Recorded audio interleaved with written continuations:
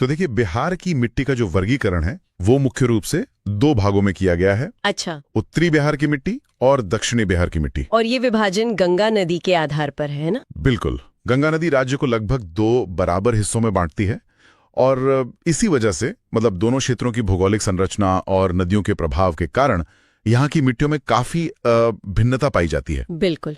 और अक्सर बिहार की मिट्टियों के नाम में बहुत कंफ्यूजन भी होता है। हाँ, होता है। खादर, बांगर, कराइल, किवाल, बलथर, इतने सारे नाम हैं। आज हमारा मिशन है कि इस पूरे टॉपिक को एकदम आसान बना दिया जाए। जरूर। तो चलिए, जैसा आपने कहा, बिहार को दो हिस्सों में बांटकर ही समझते हैं। कहानी शुरू करते हैं उत्तरी बिहार से। ठीक है। तो उत्तरी बिहार में यानी गंगा के उत्तर में हम हिमालय के सबसे करीब हैं। और कहानी की शुरुआत भी वहीं से होती है, बिहार के एकदम उत्तरी पश्चिमी कोने से, मतलब पश्चिमी चंपारण से। ओके। यहाँ एक बहुत ही खास किस्म की मिट्टी मिलती है, उप हिमालय पर्वत पादीय मिट्टी। उप हिमालय पर्वत पादीय मिट्टी। हाँ, जिसे अंग्रेजी में पिडमॉन्ट स्वैम्प सॉइल कहते हैं। नाम तो बड़ा टेक्निकल लगता है, पिडमॉन्ट स्वैम्प। इसका मतलब क्या हुआ? इसको तोड़कर समझते हैं। पिडमॉन्ट का मतलब होता है पहाड़ के पैर, यानी गिरिपाद। अच्छा, पहाड़ के पैर। हाँ, ये मिट्टी शिवालिक रेंज की सोमेश्वर और दून पहाड़ियों के ठीक नीचे उनके पैरों में पाई जाती है। और स्वैम्प? और स्वैम्प का मतलब है दलदल। तो ये पहाड़ के नीचे की दलदली मिट्टी है। इसमें कंकड़ पत्थर तो होते हैं और इसका रंग भी भूरा पीला सा होता है। लेकिन इसकी सबसे बड़ी खूबी है पानी सोखने की क्षमता।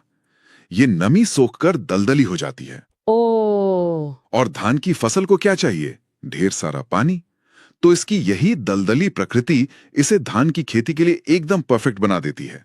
मतलब जो इसकी कमी लग रही थी वही इसकी ताकत है। और ये तो बहुत ही सीमित इलाके में मिलती होगी। बिल्कुल, सिर्फ पश्चिमी चंपारण में। और क्योंकि ये इतनी यूनिक है, यहाँ से सवाल बनना तय होता है। सही बात है। बीपीएससी 2020 की परीक्षा में सीधा यही सवाल पूछा गया था कि किस जिले में पिडमॉन्ट स्वैम्प मिट्टी पाई जाती है। और जवाब सीधा था, पश्चिमी चंपारण। बिल्कुल। ठीक है, तो ये पहला पड़ाव हुआ। अब उस पहाड़ी इलाके से थोड़ा और नीचे मैदानी इलाकों की तरफ आते हैं।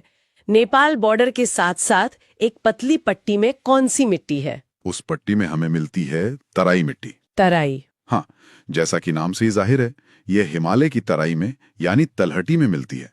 ये पश्चिमी चंपारण से लेकर पूर्व में किशनगंज तक नेपाल बॉर्डर के समानांतर लगभग 8 से 10 किलोमीटर चौड़ी पट्टी में फैली हुई है। और इसकी क्या पहचान है? क्या ये भी पिडमॉन्ट जैसी है? नहीं नहीं, ये उससे काफी अलग है। ये बहुत बारीक और चिकनी होती है और इसका रंग हल्का पीला और धूसर होता है। अच्छा। होता क्या है कि पहाड़ों से उतरती नदियां यहाँ अपनी गति धीमी करती हैं और महीन गाद जमा करती हैं। नतीजा, ये मिट्टी बेइंतहा उपजाऊ होती है। उपजाऊ है तो फसलें भी खूब होती होंगी। हाँ, यहाँ धान, गन्ना और मक्का तो होता ही है, पर यह क्षेत्र जूट के लिए खास तौर पर जाना जाता है। जूट के लिए? जी। किशनगंज और पूर्णिया के इलाके जहां इस मिट्टी का प्रभाव है, जूट की खेती के गढ़ माने जाते हैं। तो अब तक हमने दो खास मिट्टियां देखी जो मतलब बहुत सीमित इलाकों में है। बिल्कुल। अब उत्तरी बिहार के उस विशाल मैदान की बात करते हैं जो बिहार की कृषि की रीढ़ है। यहाँ तो जलोढ़ मिट्टी का राज है ना? बिल्कुल। और यहाँ हमें जलोढ़ मिट्टी के दो रूप देखने को मिलते हैं जिनसे सबसे ज्यादा सवाल भी बनते हैं। कौन कौन से? पुरानी जलोढ़, जिसे बांगर कहते हैं, और नई जलोढ़, जिसे खादर कहते हैं। चलिए पहले पुरानी जलोढ़ यानी बांगर को समझते हैं। पुरानी क्यों कहते हैं इसे? इसे ऐसे समझिए कि नदियां हमेशा एक ही रास्ते पर नहीं बहती, वो अपना रास्ता बदलती रहती हैं। बांगर मिट्टी उन ऊंचे इलाकों में मिलती है जहां कभी नदी की बाढ़ आती थी पर अब नहीं आती, तो वहां की मिट्टी पुरानी हो गई। अच्छा। उसे हर साल पोषक तत्वों का नया डोज नहीं मिलता। अच्छा, तो ये उन इलाकों में है जहां अब बाढ़ का खतरा नहीं है, जैसे सहरसा, पूर्णिया, दरभंगा के कुछ ऊंचे हिस्से। और इसकी पहचान कैसे होती है? इसका रंग थोड़ा गाढ़ा होता है और इसमें कंकड़ मिलते हैं जो असल में कैल्शियम कार्बोनेट की ग्रंथियां होती हैं। ओके। और जैसा कि हमने बात की, हर साल नई परत न जमने के कारण ये खादर की तुलना में कम उपजाऊ होती है। तो अब आते हैं असली खिलाड़ी पर, नई जलोढ़ मिट्टी यानी खादर। इसे बिहार का सोना कहा जाए तो गलत नहीं होगा। बिल्कुल सही। खादर को समझने के लिए कल्पना कीजिए कि हिमालय से निकलने वाली नदियां कोसी, गंडक, बागमती, ये हर साल एक तोहफा लेकर आती हैं। बाढ़ के पानी के साथ वो अपने साथ लाती हैं बारीक, पोषक तत्वों से भरपूर गाद। अच्छा। जब बाढ़ का पानी उतरता है तो वो गाद की नई चादर खेतों पर बिछ जाती है। यही खादर है। वाह, मतलब यहाँ की मिट्टी हर साल रिचार्ज होती है, तभी ये इतनी उपजाऊ है। इसका सबसे ज्यादा विस्तार कहाँ है? ये उत्तरी बिहार के लगभग सभी बाढ़ प्रभावित जिलों में है, लेकिन कोसी नदी के इलाके में यानी पूर्णिया और सहरसा में इसका सबसे ज्यादा विस्तार है। अच्छा। इसका रंग हल्का पीला भूरा होता है और इसमें पोटाश और चूना भरपूर होता है, जो पौधों के लिए बहुत जरूरी है। इसकी बनावट कैसी होती है? क्या ये पानी को पकड़ कर रखती है? इसकी बनावट भी कमाल की है। ये चिकनी दोमट और बलुई मिट्टी का एक मिश्रण है। तो इसका फायदा क्या है? फायदा यह है कि इसकी जल धारण क्षमता बहुत अच्छी होती है। न तो ये पानी को तुरंत सोख लेती है और ना ही बहुत ज्यादा देर तक जमा रखती है। फसलों के लिए ये एक आदर्श स्थिति है। इसीलिए शायद यहाँ हर तरह की फसल होती है। जी, गेहूं, चावल, मक्का, गन्ना से लेकर तंबाकू जैसी नकदी फसलें, सब कुछ यहाँ बहुत आयत में होता है। बिहार की कृषि अर्थव्यवस्था का इंजन यही खादर मिट्टी है। उत्तरी बिहार में एक और मिट्टी का नाम सुनने में आता है, बलसुंदरी मिट्टी। ये क्या है? बलसुंदरी मिट्टी एक तरह से देखें तो बांगर और खादर के बीच की मिट्टी है। यह सहरसा, पूर्णिया, दरभंगा, मुजफ्फरपुर जैसे जिलों में मिलती है। अच्छा। इसकी प्रकृति थोड़ी क्षारीय होती है और इसमें भी धान, गेहूं, गन्ना, मक्का जैसी फसलें उगाई जाती हैं। बहुत बढ़िया। तो ये की उत्तरी बिहार की कहानी, जो पूरी तरह से हिमालय से आने वाली नदियों के इर्द गिर्द घूमती है। बिल्कुल। अब पुल पार करते हैं और गंगा के दक्षिण में चलते हैं। क्या दक्षिण की कहानी भी ऐसी है? नहीं, गंगा पार करते ही भूगोल और कहानी दोनों बदल जाते हैं। दक्षिण बिहार पर छोटा नागपुर पठार का प्रभाव ज्यादा है। यहाँ की नदियां हिमालय की नदियों की तरह उतनी गाद नहीं लाती, इसलिए यहाँ की मिट्टियां अलग हैं। तो दक्षिण में शुरुआत कहाँ से करें? क्या यहाँ भी खादर मिट्टी है? हाँ है, लेकिन इसका दायरा सीमित है। दक्षिण में जो बड़ी नदियां हैं जैसे गंगा, सोन, पुनपुन, फल्गु, हाँ, उनके ठीक किनारे वाली निचले इलाकों में जहां हर साल बाढ़ का पानी पहुंचता है, वहां हमें नई जलोढ़ मिट्टी मिलती है। इसे यहाँ कछारी मिट्टी भी कहते हैं। कछारी मिट्टी। हाँ, पटना, बाढ़, मोकामा से लेकर भागलपुर तक नदी के किनारे ये उपजाऊ मिट्टी मिलती है। और यहीं से वो सबसे आम सवाल बनता है कि बिहार के अधिकांश क्षेत्र में कौन सी मिट्टी पाई जाती है? बिल्कुल, और इसका सही जवाब है कछारी या जलोढ़ मिट्टी, क्योंकि ये उत्तर और दक्षिण दोनों ही मैदानों का एक बड़ा हिस्सा कवर करती है। ठीक है, अब दक्षिण के उस सबसे अनोखी मिट्टी की बात करते हैं, जिसके बारे में बहुत सुना है, टाल मिट्टी।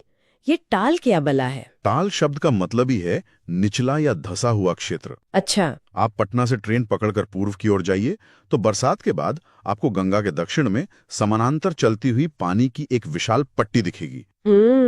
यही टाल क्षेत्र है जो बक्सर से भागलपुर तक लगभग 8 से 10 किलोमीटर की चौड़ाई में फैला है। मतलब ये इलाका मानसून में पूरी तरह डूब जाता है? हाँ, मानसून के 4 महीने ये एक विशाल झील जैसा दिखता है।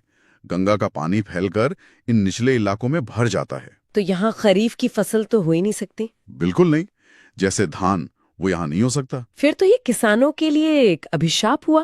पहली नजर में ऐसा ही लगता है, लेकिन यही अभिशाप वरदान बन जाता है। कैसे? जब अक्टूबर में पानी सूखना शुरू होता है तो पीछे छूट जाती है एक धूसर रंग की भारी गाद से भरी पोषक तत्वों से लबालब मिट्टी। इसमें नाइट्रोजन की मात्रा भी खूब होती है। अच्छा, तो रबी फसलों के लिए एक तैयार खेत मिल जाता है। बिल्कुल, बिना ज्यादा मेहनत और सिंचाई के यहाँ रबी फसलों की बम्पर पैदावार होती है। ये क्षेत्र दलहन यानी दालों का कटोरा कहलाता है। दालों का कटोरा? हाँ, चना, मसूर, मटर, खेसारी यहाँ की मुख्य फसलें हैं। साथ ही गेहूं और तिलहन भी खूब होता है। ये भूगोल का एक अद्भुत उदाहरण है कि कैसे एक मौसमी आपदा एक कृषि अवसर में बदल जाती है। सच में, ये तो कमाल है। अब टाल क्षेत्र से थोड़ा और दक्षिण की ओर पठार की तरफ बढ़ते हैं। यहाँ कौन सी मिट्टी मिलती है? टाल के दक्षिण में हमें मिलती है दक्षिण बिहार की पुरानी जलोढ़ मिट्टी। ओके। जिसे यहाँ कराइल केवाल मिट्टी कहते हैं। कराइल केवाल? जी, यह उत्तरी बिहार की बांगर मिट्टी का ही दक्षिणी संस्करण है, कह सकते हैं। इसका विस्तार रोहतास से लेकर भागलपुर तक के इलाकों में है। इसके नाम बड़े अजीब है। इसकी क्या खासियत है? यह गहरे भूरे और पीले रंग की भारी मिट्टी होती है। इसकी जल धारण क्षमता बहुत ज्यादा होती है, जिस वजह से यह धान की खेती के लिए बहुत अच्छी मानी जाती है। और रबी की फसलें?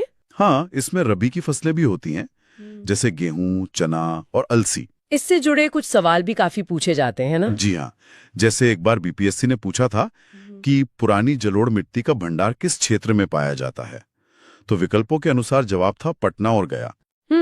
और बिहार एसएससी ने पूछा था कि गंगा के दक्षिणी भाग में पुरानी जलोढ़ मिट्टी को क्या कहते हैं। तो उत्तर था करायल केवाल मिट्टी। बिल्कुल, ये नाम याद रखना बहुत जरूरी है। बिल्कुल। तो अब हम बिहार के दक्षिणी छोर पर पहुंच गए हैं, जहां मैदान खत्म होते हैं और छोटा नागपुर का पठारी इलाका शुरू होता है। इस सीमा पर कौन सी मिट्टी है? इस मिलन स्थल पर एक संकरी पट्टी में बलथर मिट्टी पाई जाती है। बलथर मिट्टी। हाँ, जो पश्चिम में कैमूर से लेकर पूर्व में राजमहल की पहाड़ियों तक फैली है। ये बिहार की दक्षिणी सीमा की मिट्टी है। इसका रंग रूप कैसा है? पठारी चट्टानों के टूटने से बनने के कारण इसमें लौह अंश होता है, जो इसे लाल पीला रंग देता है। अच्छा, इसलिए इसे लाल पीली मिट्टी भी कहते हैं। हाँ, और इसमें रेत और चूने की मात्रा भी होती है। तो जाहिर है ये मैदानी मिट्टियों जितनी उपजाऊ नहीं होगी। बिल्कुल नहीं, ये अपेक्षाकृत कम उपजाऊ होती है और बलुई प्रकृति के कारण इसमें पानी रोकने की क्षमता भी कम होती है। तो फिर यहाँ क्या उगता है? यहाँ वैसी फसलें उगाई जाती हैं जिन्हें कम पानी और कम पोषक तत्वों की जरूरत होती है। जैसे कि मोटे अनाज। एकदम सही। मक्का, ज्वार, बाजरा और दालों में अरहर, इन सब की खेती के लिए ये क्षेत्र उपयुक्त है। तो ये था बिहार की मिट्टियों का पूरा नक्शा। उत्तर में हिमालय की देन से बनी युवा और उपजाऊ मिट्टी, तो दक्षिण में पठार के प्रभाव वाली पुरानी और विविध मिट्टी। बिल्कुल। हर मिट्टी की अपनी कहानी है, जो सीधे सीधे वहां के लोगों की थाली और तिजोरी पर असर डालती है। बिल्कुल। हमने देखा कि कैसे एक नदी, गंगा, पूरे राज्य के कृषि चरित्र को दो अलग अलग हिस्सों में परिभाषित कर देती है। अब जब हमने बिहार की सभी प्रमुख मिट्टियों को समझ लिया है, तो एक क्षण के लिए सोचें। उत्तरी और दक्षिणी बिहार की मिट्टियों की उर्वरता और जल धारण क्षमता में जो मूलभूत अंतर है, वे उस क्षेत्र की कृषि और किसानों के जीवन को किस प्रकार सीधे तौर पर प्रभावित करते हैं। अगली चर्चा तक पढ़ते रहिए और अपनी तैयारी मजबूत करते रहिए। जय हिंद।